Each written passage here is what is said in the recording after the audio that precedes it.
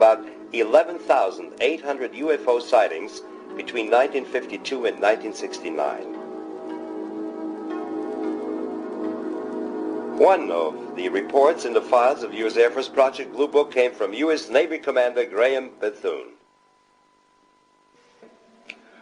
While flying a transport from Keflavik, Iceland to Argentia, Newfoundland, at about 10,000 feet, this was at night, I happened to observe a little bit off of the bow, about 10 or 15 degrees on the water below the horizon, a yellow glow that appeared as though we were approaching a city at night.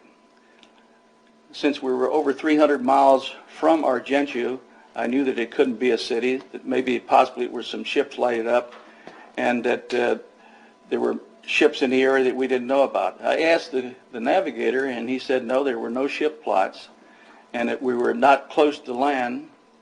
So I observed it for a while, called it to the attention of Lieutenant Kingdon, who was sitting in the co-pilot seat. He observed it for a while.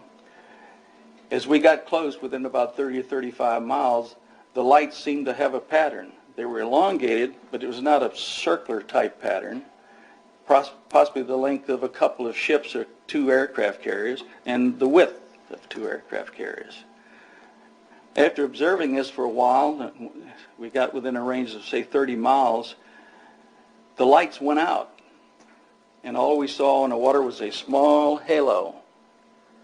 This small halo started its approach towards us, turned to an orange, to a fiery red, to almost a purplish red, and at about 400 or 500 feet below us, it stopped its movement.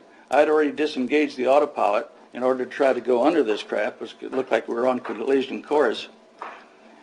And at that time, I noticed that it was not sitting level. The craft was sitting at an angle, about 45 degrees off the bow, and it was staying with us. So it continued to move with us for a few seconds. And of course, behind me, the additional crew was standing, and they scattered all over the cockpit. A couple were injured. Then it started its movement away from us, and at that time I could tell it was an intelligent craft of some kind, guided. It came up to take a look at us, and then it started its movement away from us. At that time, some other crew members came up, and it looked at what we were observing. I put the autopilot back on, set my course, and walked back aft, and Dr. Mosier was sitting back there, and he was a commander in the Navy at the time.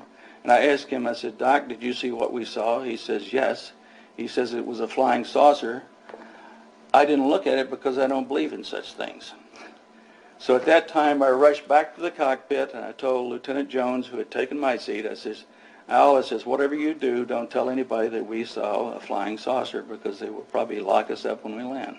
So he said, "Well, it's too late," that I had called Gander Control to see if they had anything on the radar. So at that time, we knew that they knew that we had sighted something.